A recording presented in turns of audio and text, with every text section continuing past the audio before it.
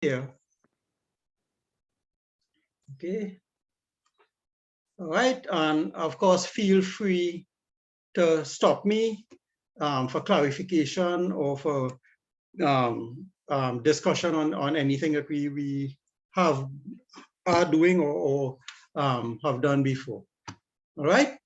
So let me start this now. Right. So to conquer the cells.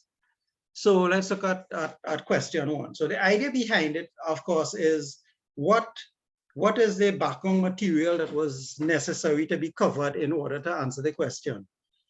All right, so question part A now.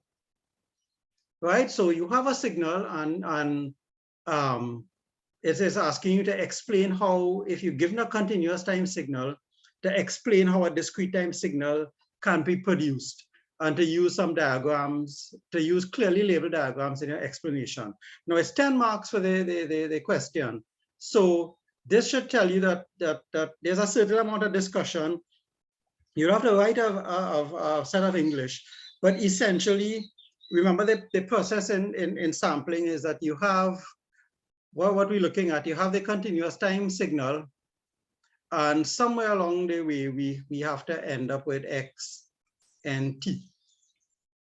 Okay, and the process for us is that we know from this, so the question is dealing with sampling, and how do we achieve sampling? So you take a continuous time signal, and if I take a continuous time signal and I multiply this signal by a single impulse, there's a particular property of the impulse, and anybody remembers what the property is? The shifting property. Right, good. So the impulses have a particular property called the shifting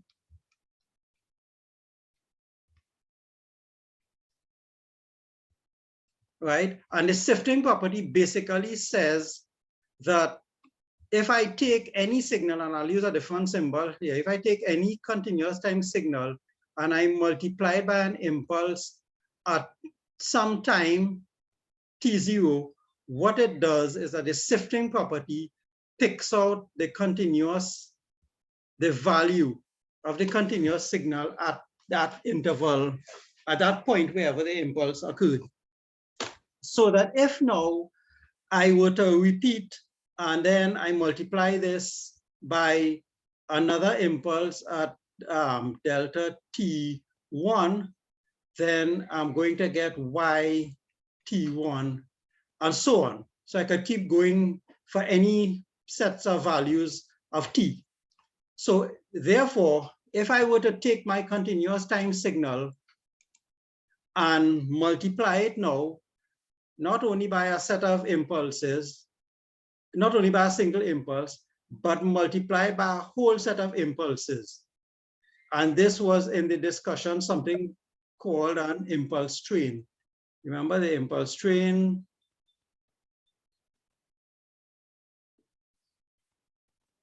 Would have been a set of impulses at 0, t, 2t, etc. And if you multiply it now, what comes out will be your sample signal x and t.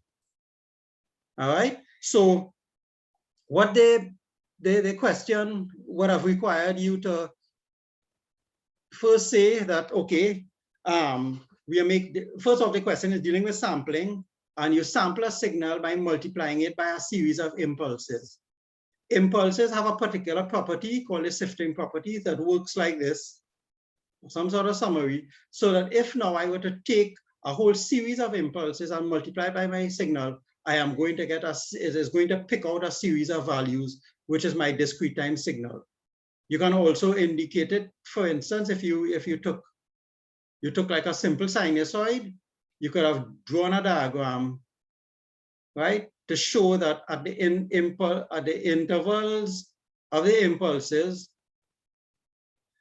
that you would get the values you know, at the, however you want to draw it, okay? Just neat, label it, and so on, okay? All right, but the gist of the question was sampling, and what is the process of sampling, and so on. And this also comes up later on when we did the Fourier transform, and we spoke about some other things about what happens when you sample in time, how you convolve in frequency, and things like that as well. So it's something that comes up time and again. Yeah. All right. The second one now, the second part of the question, let me just, we'll have that here. Just got that. Right. The second part of the question now, you're given something here, some excess, and you ask what is the fundamental frequency of of xt. In other words, the inverse Laplace transform of this has something with an omega naught in it, right? So once you take the inverse Laplace transform, you're going to get some answer with an omega naught in it. If you remember, and again, so the revision sort of topic for this is Laplace transforms and how to get inverse Laplace transforms. If I were to give you this, what would be your approach to getting the inverse Laplace transform of that?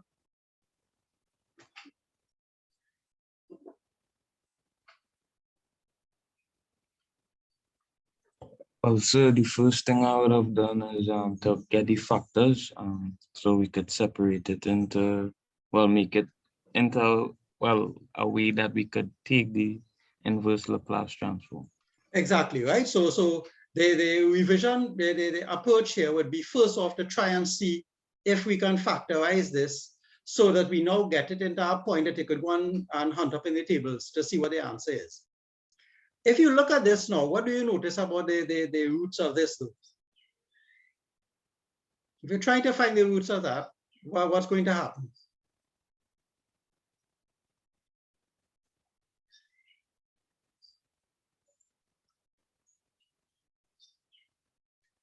Something about the roots here. The roots are something here.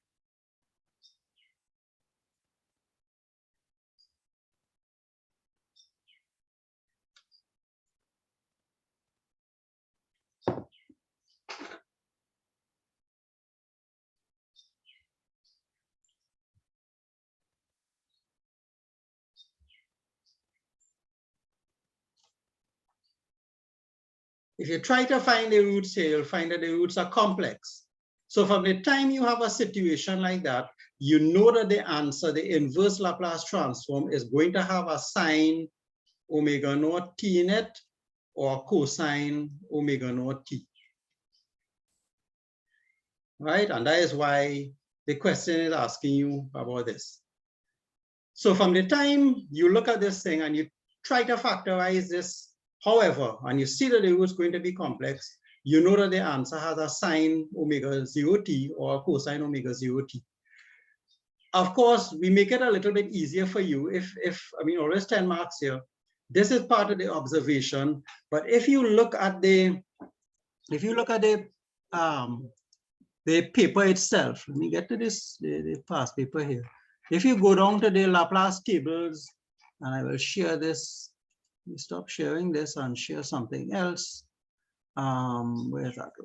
Right here. All right. If you go down to the tables here, you will notice, let's zoom that up a little bit.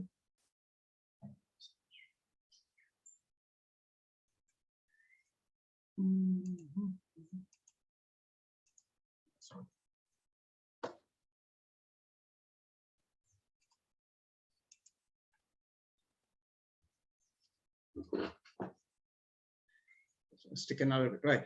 If you go down to the tables here and you look at the last one, this bit here. Get my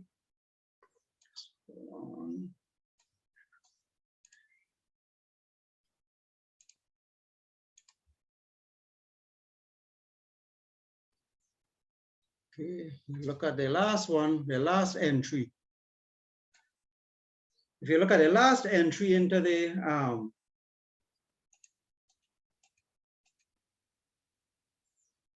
right into the Laplace table, you notice the form here. ES plus F over S squared plus ES plus F. And notice that the omega 0 is given to you right here. So you have to find the functions F, and then you have to find, sorry, you have to find the constant F, and you also have to find the constant A. And A is E over 2. All right. The other thing you could have done, of course, would have been to complete this square. If you complete this square and you remember how to complete this square, then you would get the answer in one of these two forms here. And then from that, you could just get omega naught as the square root of that answer. Yeah. But the thing is that the problem is based entirely on something that you could just go into the table and find the answer. Right, and it was intended to be that way, so you don't have to necessarily go doing everything the hard way. Yeah, let me just put this up here. Right, so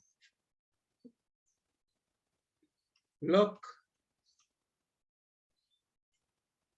at tables immediately. Right, so as soon as you get a problem looking like this, look at the tables immediately. Once you figure out what it is, the problem is an inverse Laplace transform. The fact that it's asking you for omega naught means that this thing, the roots are complex, so you're not going to be able to factorize it easily like Akim said. Right, so it is not going to give you something like an A plus S into a B plus S at all. Once the roots are complex, it means that the approach taken is going to be to either complete this square or an equivalent approach. So next step, look straight at the tables and see, does this form match anything that exists in the table, in the Laplace tables that I give you? And if it does, well, then your answer, your problem is basically completed at that point in time. All right? But the revision points here are one, getting the roots.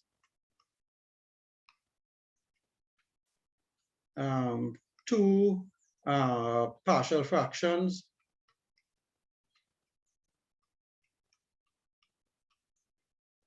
Three, dealing with complex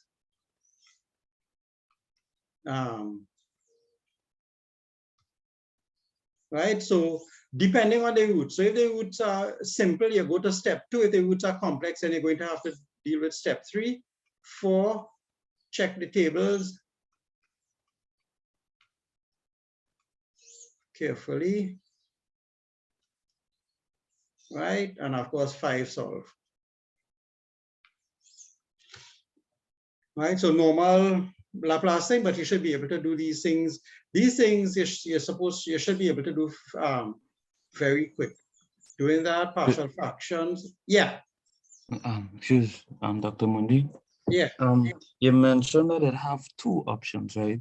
The first option is to complete the square, and what is the next one in the event that the roots are complex? This is what I was saying. So you could complete the square and get the roots. So that to get the answer, you will get the answer in terms of let me just stop sharing. If you complete the square, your answer is going to look like, if you complete the square, your answer is going to look like one of these two when you get you get the solution, right? Or maybe a sum of both of them. But the answer has omega in it here. Already. So if you have there once you get it in this form and you get omega naught squared, sorry, you'll take the square root and get the answer. Or if you observant and you realize that the problem was already stated in this form, right? And they've given you the answer, but they also told you straight off what omega 0 is. Right? That they get it. I think one of the other past papers actually ask you to prove this. Right? So that given a general transfer function, prove that the inverse of this looks like this, and that the constants are A and omega naught. Right? All right. Yes.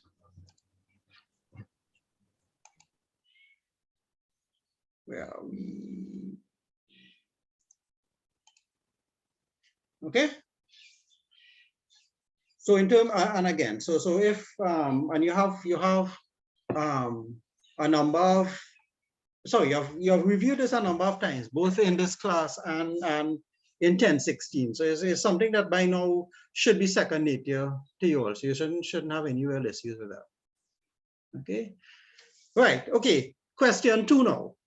Question 2 is as we read it, is a block diagram for the control system for an incubator.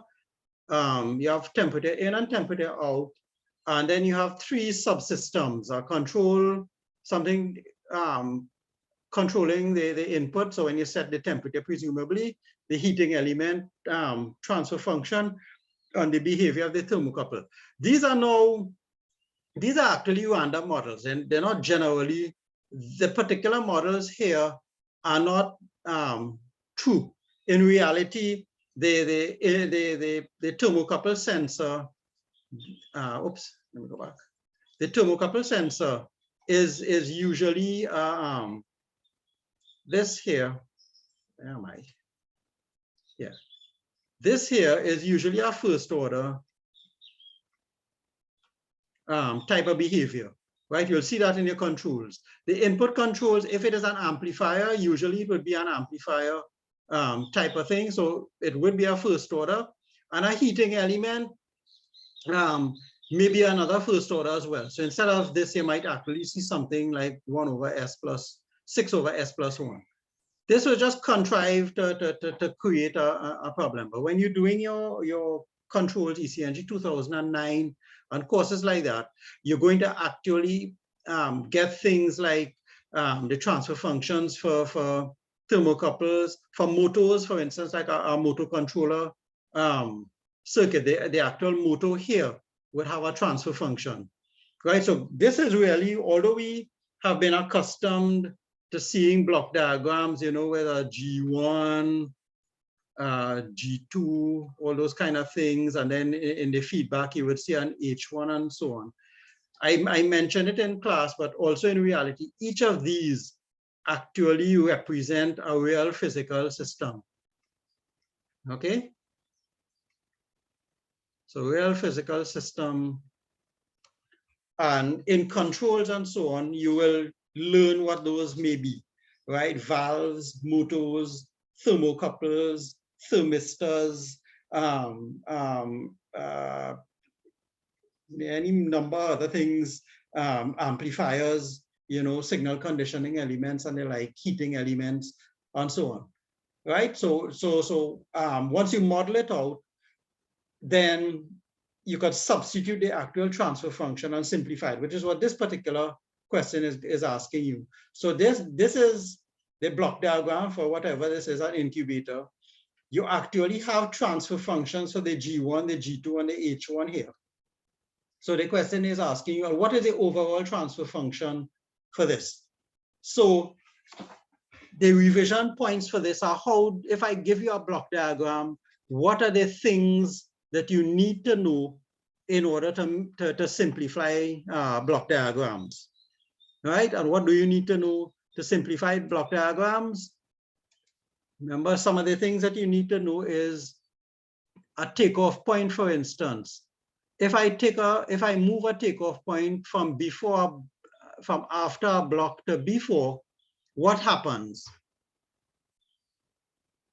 right? Or if I have a takeoff point and I move it from before a block to after a block, what happens? Right? So for instance, if this was, let me just call this G2 for argument's sake.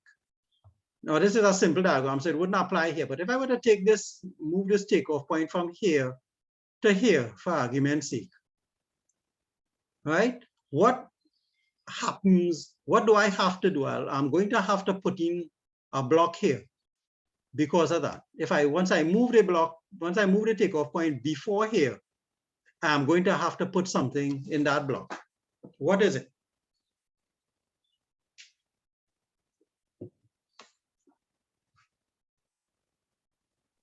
Answer. Could you repeat the question, please? Sorry. Good. So if I have, for instance, okay, let me just draw it as we have it here, right? So let me draw. I have something coming.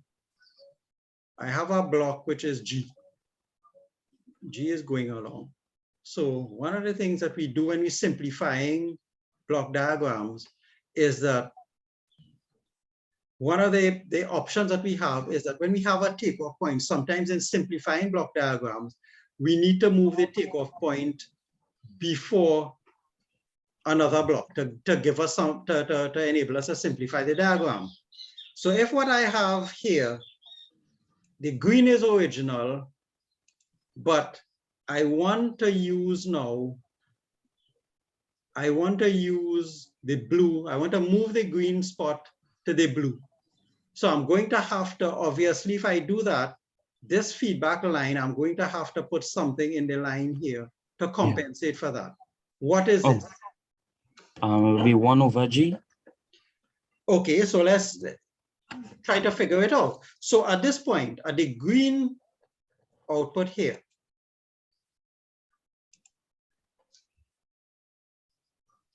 at this point here, right, whatever signal was coming through here has been multiplied by G. So if I move this before and taking it off here, then once I move before, at this point, I'm going to have to put the G here because the signal has been taken off to go to be fed back, and it has to be, in order to maintain the same signal coming back here, remember this was multiplied by G already. So if I take the takeoff block before this, then, or the takeoff point before, I'm going to have to multiply by G, right? Not divide. Oh, okay. Right? If I were, right? If I were moving it the other way, if I were going in this direction instead, the takeoff point at this point in time, right? I have not yet been multiplied by G. So if I now put my takeoff point here, this is multiplying by G, so I'm going to have to divide by G now if I move from before to after, right? Because I don't want to multiply by G. I'm moving the takeoff point would have been before the multiplication by G took place. Yeah. So those are the kind of things. The revision point for here is if I move takeoff points before or after blocks, what do I do? And similarly, if I move summation points, if I move a summation point before or after a block, what do I do? All right, those were the things. And once you have that once you remember what it is, then the rest of the simplification process looks good. It's just a matter of doing algebra. Okay. So the revision to this, and we have the slides and the lectures on that, is to, given a block diagram, this is a very simple one, but given a general block diagram, in order to simplify it, I need to move blocks around to always get them. Sorry, I need to move things around so I can always get the system. Let me just clear this a little bit. All right. Oops. Mistake, where is that? Good.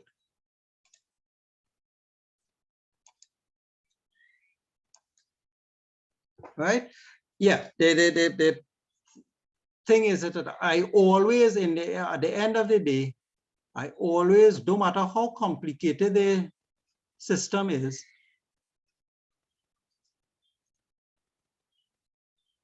G, H, this is a plus, this is a minus, this is my input, and this is my output, right?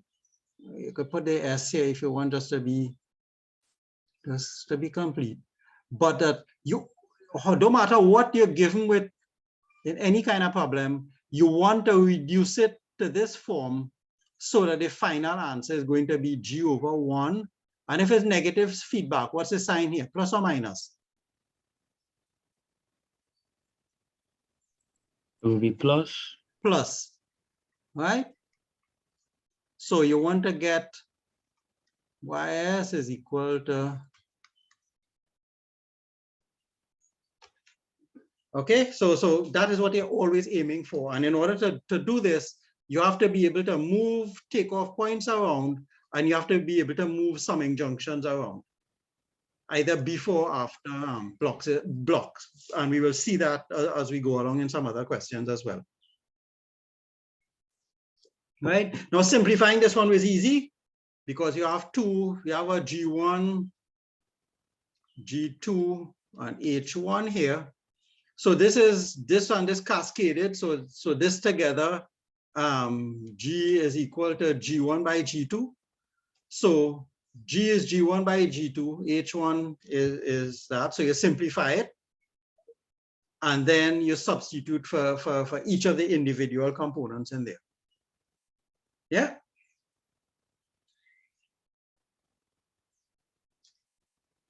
Okay. So that's that. But of course, in doing that, as I said, you have to do a number of things if they die, depending on how complex the diagram actually was. And what I do is that when I'm dealing with a class that is 80 to 100 students, everybody, depending on what you do, some people will get it right, some people will get it, may make mistakes, or may, either not do it or get some differing answers. So I can't, if this part actually wanted you to solve based on the first part, if everybody had a different answer here, I'm going to have to work out 100 different answers. So here now I tell everybody, the whole class, okay, use this instead. This is not the correct answer for the first part, but if even you didn't get the first part correct, I'm giving you now a shot. So it is disconnected, right? So if you didn't, or you did not attempt it at all, you have 6 marks coming here still, all right? Okay, one pause for a second, please.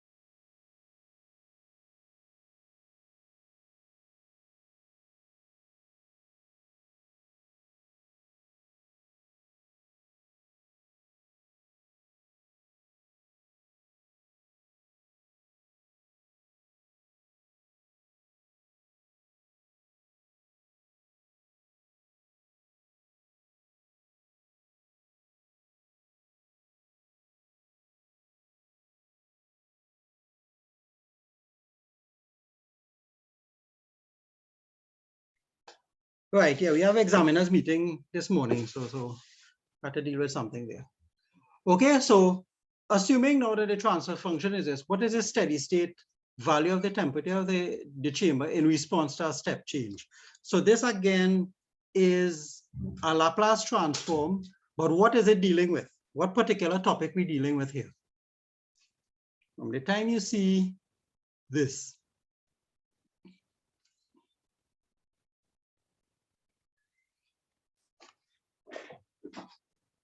what particular application of the Laplace transform are we dealing with here?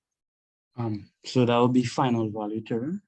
Very nice, right? So we're dealing with a final value theorem, so that you don't have to, it is not, and as I have to read it, think carefully, it is not asking you to find GT, which you could find GT and let T go to a large number and see what happens. Or what is it telling you to make to use a particular property of an application of the Laplace transform called the final value theorem, right? So the final value theorem basically states that GT, right, as t goes to infinity will be equal to, all right, as s goes to what? Infinity or 0? As it goes to 0. So we did I think I'm not too sure it's that fast where yeah, but I remember now it goes to 0. Right. We spoke about that actually in, when we were talking about the last exam. Yeah. Right. So right. S goes to 0 and right, and it is S. Well, the formula for it will be S G S if you're dealing with G here. And GS, remember GS is really YS by XS, right? XS is the step change at the input. All right, so sorry, my mistake here. So if the transfer function is YS, sorry, is GS by XS, because G is the whole transfer function here. So the limit, the final version that we're looking at here, in fact, is the limit of YT, not G, sorry, Y is the output. So it'll be the limit as S goes to 0 of SYS. And Y is GS, which is this, and XS is going to be what? Based on this, XS is equal to what?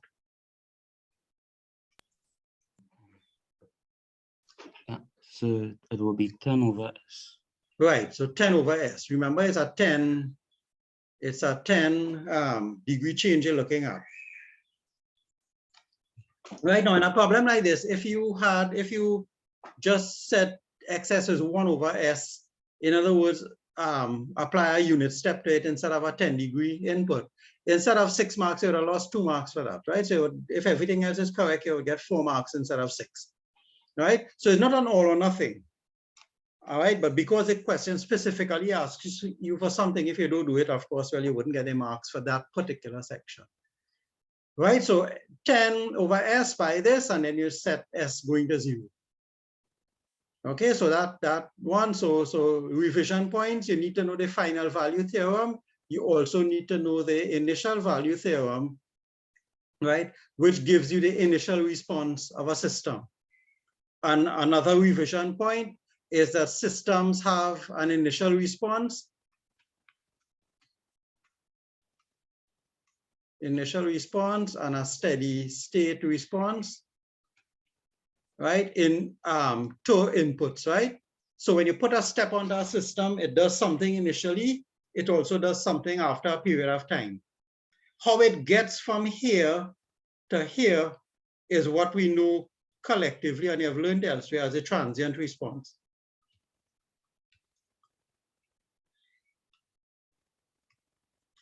All right, so once it starts, again, the behavior of a system is that it starts and it ends, but it may take several, it may take many routes to get from the initial response to the steady state response.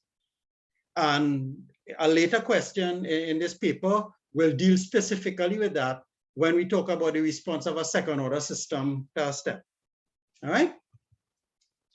Okay, and this the last part for this question here. Draw a straight line magnitude and phase plot for the thermocouple sensor. So you're dealing with this. So again, the approach to that was let me just clear some of this here.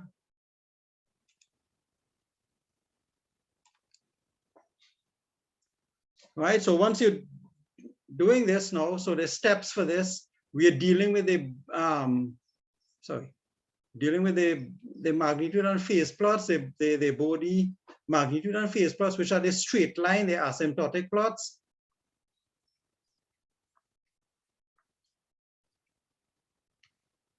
Right, so to get the frequency response from here, you have to get it eventually into Tj omega form. Right, so all the general revision point, and we did some of that again in the last time, but again, the overall revision is that you take this now. First off, you have to factorize this. You have to get it into a form dealing with S that you could work with. So this is 3 over S into S plus 2. Right? And then you know going from the S to the j omega domain, so you make the substitution S equal j omega, right? Which is how you go from the Laplace domain to the frequency or the Fourier domain. So it's 3 over j omega into j omega plus 2. And remember, we like to have this in a standard form,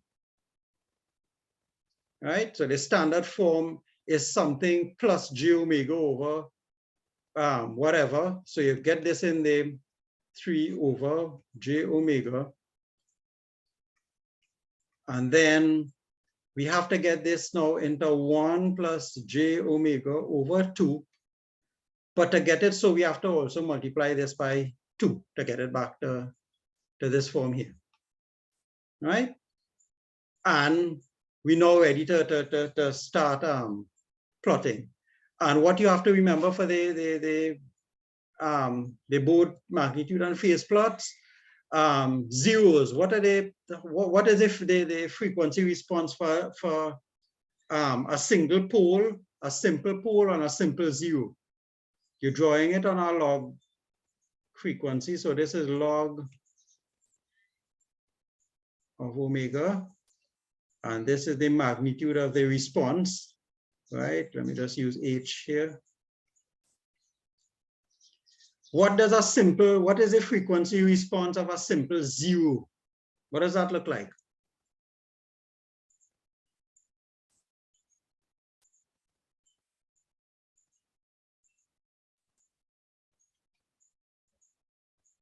A zero, does it increase with frequency or does it decrease with frequency as you go up?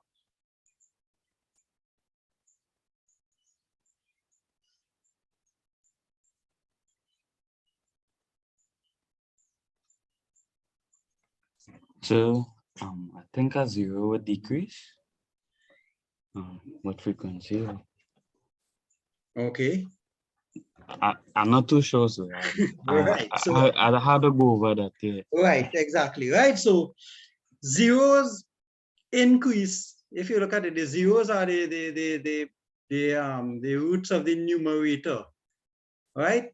As the frequency goes up, the frequency, the amplitude, the magnitude of a zero increases as frequency goes up. The magnitude of a pole decreases as frequency goes up.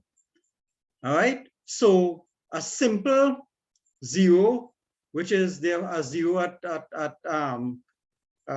let's say, okay, just for argument's sake, if I had j omega g of s equal to just j omega, a simple zero, then as the frequency changes, the magnitude of g of s, of g of j omega, increases uniformly, and in the what do you call it, in the frequency domain, and the slope is plus 20 dB per decade. All right? And the revision point is that all of the slopes we express in a unit called decibels, right? Which is 20 log to the base 10 of some number, whatever the number is. If you want to convert that into decibels, then the formula for doing it is 20 log. So the slopes of all of these, the slopes of the zeros are 20 dB per decade. The slopes of poles are minus 20 dB per decade. Right? So like this particular one here, this is a simple pole. This will slope at minus 20 dB per decade. This is also a pole here. This is also a pole. So this one is going to slope at minus 20 dB per decade. But if you look at the behavior of this, and when you review your notes on the board plots, you're going to see that if omega is much less than 2, then this basically becomes just 1, and the log of 1 is 0. So for omega much less than 2, that particular one. All right, so let's put a little point here. This is 0.2 here. So for omega much less than 2, the slope is 0 dB. And for omega much greater than 2, then j omega over 2 is much greater than 1. So the slope now is 20 log of the j omega, which is a simple pole. So it's going to go so, and then it's going to go at minus 20.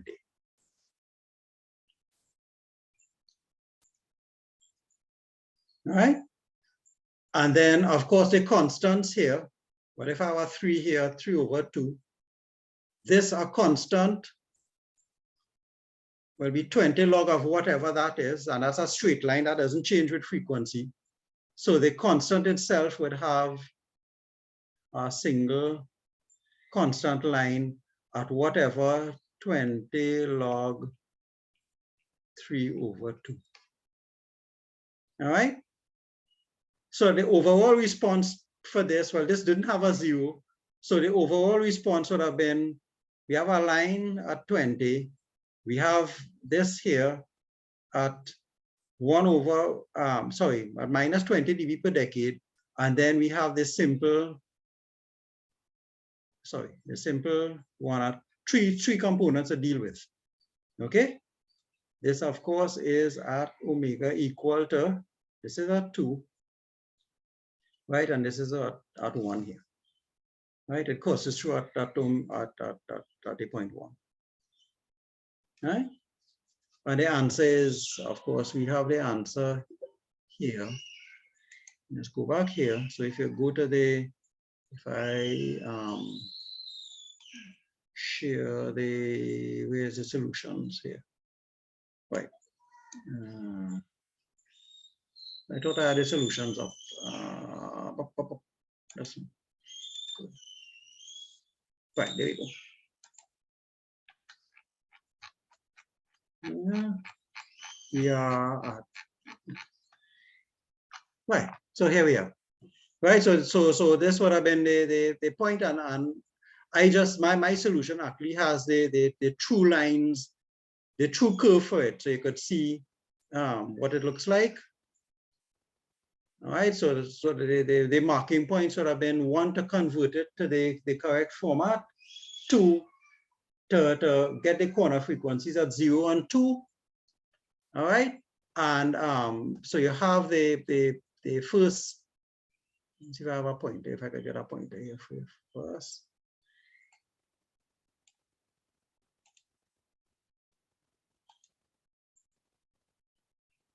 Good.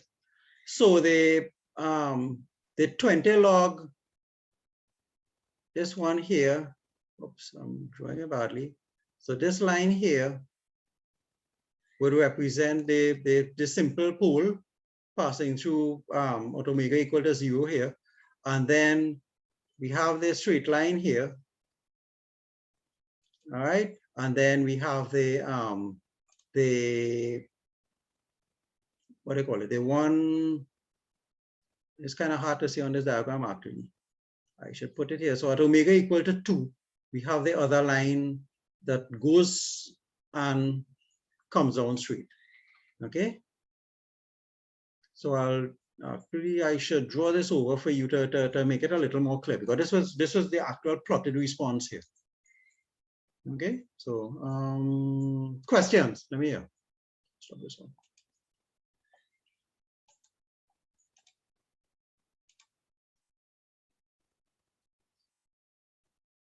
It's my mistake. I said something here that was not correct. This is supposed to be, I don't know why I said 1 here, 0.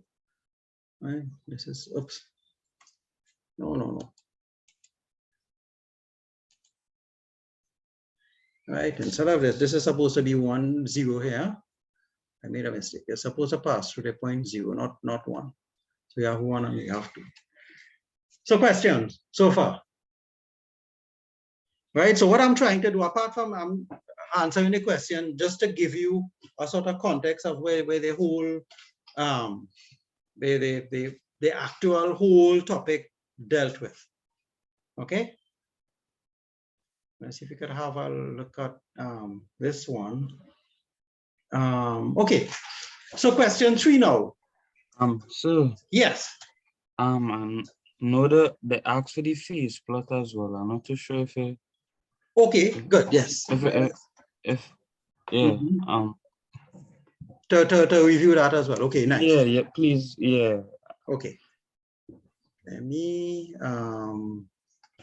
just stop this share and let me share a whiteboard with you. Right, so and like so after, like if you could just explain like where the marks like would be allocated.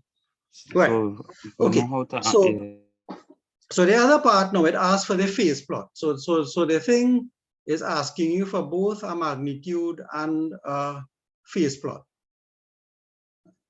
If I'm dealing with something like what we have here, we have, okay, just a constant over j omega into 1 plus j omega over 2. Okay, so for the magnitude plot, we said that the j omega is we have a line passing through here is 0, and then the 1 plus j omega over 2, we have this going, and then it goes, and we have 0.2 here. Both of these are at minus 20 dB per decade, and then the constant is a line which is at 20 log k, right? So the overall answer now would be, unless we'll add the phase thing, so got some lines here. Okay, so this is the magnitude or the plot magnitude h. So the magnitude plot would look like between 0 and between 0 and, well, between the axis and 0 here, you have this plus this. So this is decreasing, it's going to start at whatever this value is, and it's going to decrease until you reach some point. Okay, that's the overall. Then between 0 and 2, you have a constant. It's still decreasing on a constant, so it's going to keep going all the way through here. And then at this point now, it's going to add, decrease at now minus 40. Right? So that's the what do you call it? The magnitude plot. In terms of the phase plot now, do I have any eraser on this by any chance? Excuse me, sir. Do you have a pointer on this whiteboard? Oh, you're not seeing the you're not seeing what I'm doing? No. Oh shucks, okay. so the eraser, well, I didn't even know we could have, but the eraser on your left hand side, underneath the sticky note, have an eraser on that side. It had Right, text. okay. Right. Okay. Yeah, but I didn't know that you all were not seeing a pointer. Sorry about that. No, yeah. Okay. Okay. Let me just now. Let me close this and let me go back to here. Just now. Hold on.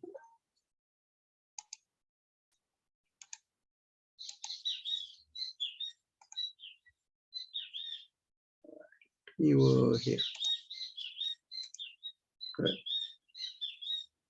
Right, okay. Let me do something here now. Good. Add a blank slide in here. Good. Right. So let me see. So we had the magnitude plot and we have the phase plot coming here now. So this is h j omega. Right. And as we said, we had the simple pole passing at 0. We had a constant. This is 20 log k. And then we had the other simple pole, which is doing this, right? Well, it's supposed to look the same way. And this is minus 20 dB. This is minus 20 dB. Right? This is 0.2 here. So let's just kind of draw the lines down here. Okay. So that the cumulative one, if we start, as I said, the cumulative response would be you add up all three of them. So you have this response, you have this response, and you have this response to add up. So between this point here, which is not really a very small value on the 0 hertz, you have whatever this is, minus 20 plus 0. And then between here and here, you have 1 plus 0 minus 20. So in fact, that slope continues all the way until 0.2, until the 2 hertz point. And then you have another minus 20 coming. So the overall response is going to look something like that. Okay, where this is this is 2 hertz here. In terms of the phase now, the angle of h j omega, what is the review point here? What is the phase angle of a constant? 0 degrees. All right. So the phase angle for a constant is 0. So you have that. A simple pole, 1 over j omega. If you look at you remember your complex numbers and so on. If omega is much less than, you remember the arctan of this is the angle that we're dealing with. If omega is close to 0, right? You're looking at the two things. When omega is much less than 0 and when omega is much greater than, but close to 0 and close to infinity. This one, 1 over j, the angle for that is always minus 90, right? There's no real part in it. There's an imaginary part. So the angle here is going to be minus 90 all the time, right? So this is 1 over j omega.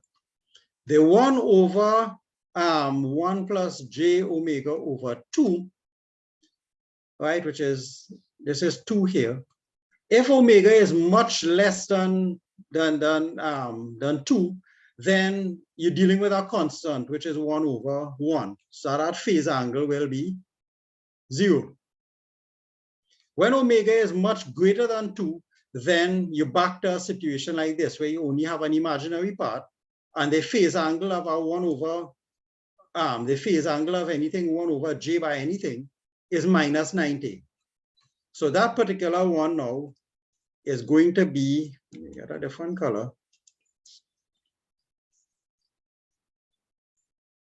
Is 0 up until 2 and then minus 90 as well, right? So the blue line is 1 over 1 plus j omega over 2. So if you add up all of them together now, right? Up to here, you have minus 90 and 0 all the way to here. And then after 2, you have a minus 90 here and a minus 90 from the simple pole. So it's going to go, and it's going to give me that now. So it's going to go down to minus 180, right? So the green is the response for that particular transfer function. Yeah. So the revision points again are, first off, the slopes for zeros and poles, okay, and then the phase angle for zeros and poles. Zeros, a 0 goes is plus 90, right? A pole is minus 90, okay, and a constant, of course, is 0 degrees. Fair enough? So this response, yes, sir. Yes, sir. so this response up here would have looked like it would have been decreasing until here, and then decreased by a further. So at this point, it would have been minus 40. So the magnitude response would have looked like this, and then decreased to minus 40, and then the phase response would be at minus 90, and then at the 2 hertz, it changes again to minus 180, from minus 90 to minus 180. Yeah. All right, so let's stop here for today. All right. Excuse me. Yeah, go on. Sir, how did you get the 180 again? Right, let me go back here. Where am I? Yes, good. So they first, let me get back to the red pen here. Good. So each of the components here, the constant, I put a constant here. We have a constant, is 3/2. The constant has a phase angle of nothing, 0 degrees. The 1/j omega part, right, has it's a simple pole. It's like a 1/j all the time, which is a phase angle of -90 all the way through. And then the 1 plus j omega over 2, when omega is much less than 2, it is 1/1, which is 0 degrees. That's it. Sorry, that was a blue line here. 0 degrees. And then once omega is much greater than 2, then the angle, where's my pointer? Right. Goes from 0 to -90. Right? So we have two of them. We have a green one that is at, sorry, we have a red line that is at -90 all the time. And then we have another one that is 0, but becomes -90 when you reach 2 hertz. So the overall response is going to be -90 between 0 and, well, between the axis on 2 all the way through. That's a green line here. Right? Because one response is -90, the other response is 0. So the overall response is going to be -90. And then at this point, we have the simple pole at -90, and then the other pole here also at -90. Right? So we add another 90 to it, or subtract another -90 if you like, so that it goes now to -180. Yeah. Okay, so the j omega is considered 90 or -90. -90 all the way through, yeah. Right? And the 1 plus j omega over 2 changes to -90 at the corner frequency, which is 2. Right? That's a blue line. So it stays at 0 and then it changes to -90. So you have two of them at -90. You have the blue line and the red line. So the cumulative one at as you go beyond 2 is going to be -90 minus another 90, which will give you up the overall -180. Okay, thank you, sir. Nice.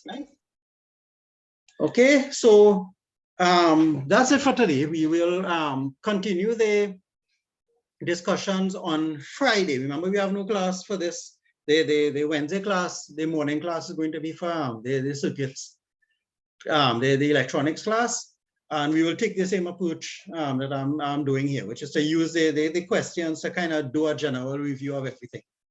All right. So what we did today, basically, we did go back here a little bit. Right. We did a little review of sampling.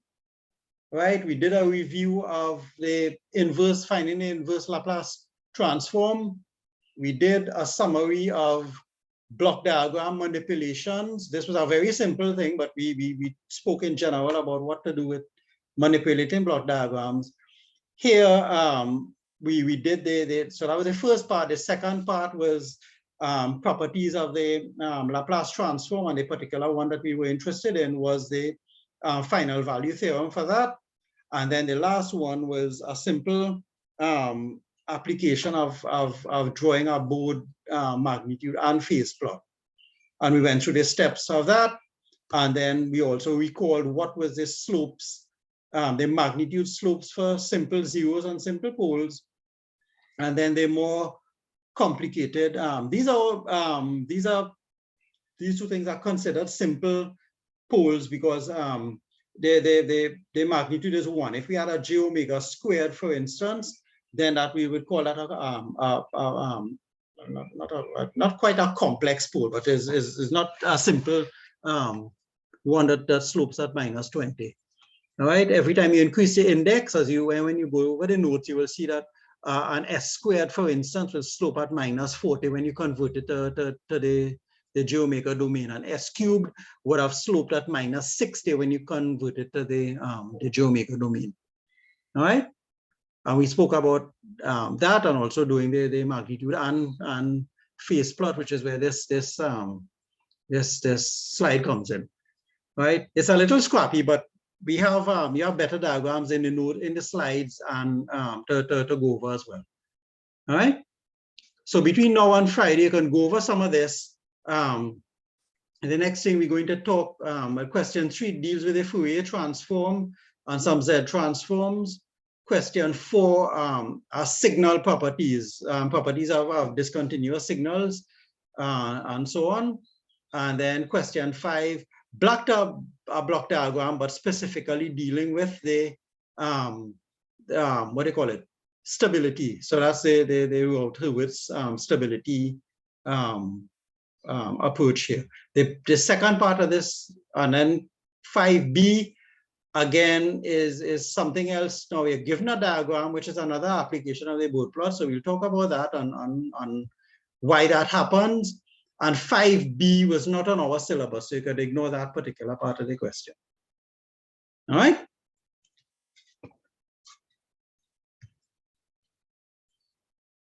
All right, so we all right for that?